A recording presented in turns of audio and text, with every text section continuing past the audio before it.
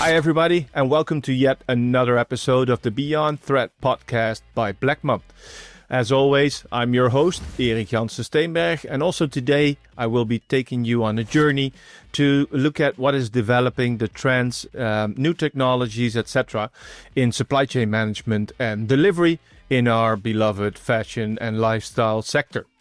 Today's topic is returns management and their policies. And for this, I am joined today by Katerina Antunovic, and she is one of our transport and service delivery managers. Katerina, thank you very much for being here today. Thank you for having me. And today we will be covering the topic of how brands can create a successful returns policy, really linking to their customers' expectations.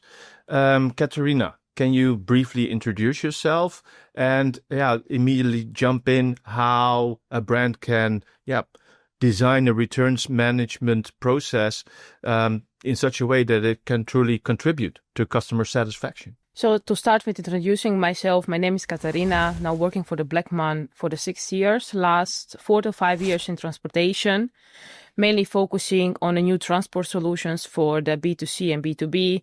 And of course, near the outbound, which is one of our priorities, returns are also one of our main topics, especially for the last few years, where a lot of brands are really focusing on the returns and trends nowadays on the market. Yeah, because we have seen that returns are actually gaining importance, also in the communications and contact with the customer, but also that we have a green wave coming for us, so there's more interest in the actual returns process.